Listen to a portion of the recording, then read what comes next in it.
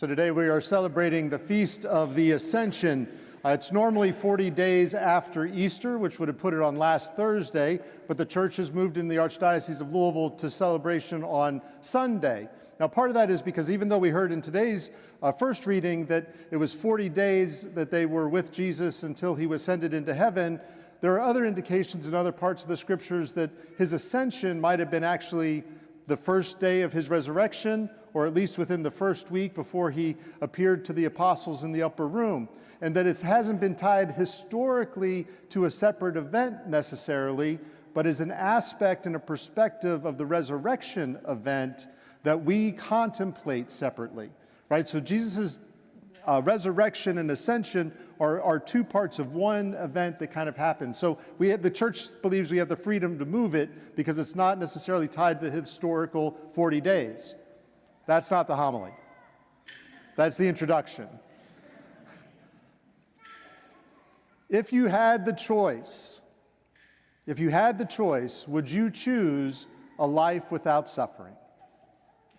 I think most of us reflexively would say yes, right? No anxiety, no grief, no disappointment, no pain.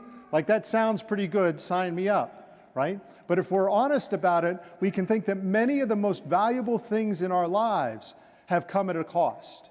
They've come at some sacrifice. They've taken something from us in order for us to receive the great blessings of those things. Think about children or family, right? Think about the different kinds of accomplishments we may have in life, that often we go through a difficult situation to receive a great blessing. We go through the cross to reach the resurrection, right? And so often we don't think about wanting to withdraw from all of those difficult things, but the Christian life is about seeking to possibly, probably, definitely embrace them and to allow those experiences to form and to change us.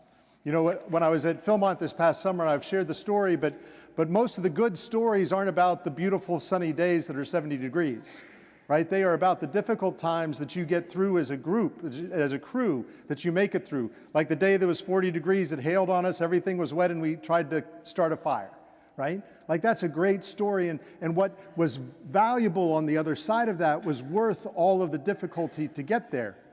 In the same way, you know, the Air Force Academy was a very difficult college. It was a difficult place for me. People used to ask me, if you knew then what you know now, would you do it all over again? And I say, no way. But I am glad I did it the first time, right? Because it has formed me. It has changed me. Sometimes people would ask me as well, you know, what was harder? Was the Air Force Academy harder, or was seminary harder? And I always say seminary was way harder, right? The Air Force Academy was mostly about externals, right? But the seminary was all about my heart being formed in the image of Christ. That's much more challenging. It's much more difficult. But the blessings that come through that formation are great and wonderful, right? They are a beautiful thing. It's a transformational thing in each of our lives, that we can go through the difficulty or the suffering and come through. We start to realize, hey, I am glad who I am now because I've been through that, right? Because I've gone through that. And so we hear in today's gospel reading, or in the first reading too, about the ascension, about Jesus being taken away from his disciples. And we can think about that in terms of it being a sad or a suffering moment. This person whom they love is now departing. He's been raised from the dead, and now he's going to leave them. They would want to stay with him present there, comfortable, right? But he says it's better that he goes away. It's better to experience this loss of this moment, because the Holy Spirit will be sent, and then Jesus isn't just present in one location at one time. Jesus is present in each believer through the faith of the church, through the words and the sacraments that we share, right? Jesus becomes present in a different and deeper way because of the ascension and the gift of the Holy Spirit. And so it is better for us that we experience that loss. The disciples experience that loss of Jesus so that they can receive and be formed and changed by the gift of the Holy Spirit.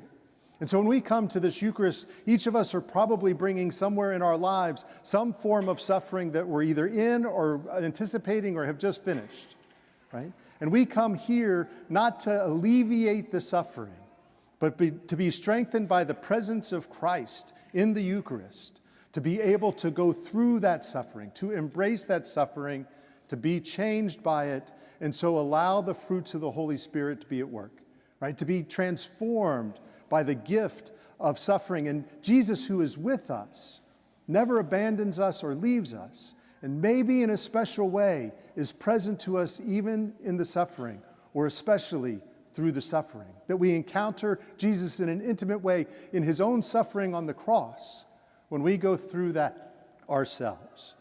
And so we do come here to receive Christ and not to ask the question, well, I want a life without suffering, but to ask the question, do I want a life of meaning, of purpose, of truth, of love? And that answer opens our hearts to the midst of Christ, who is with us always.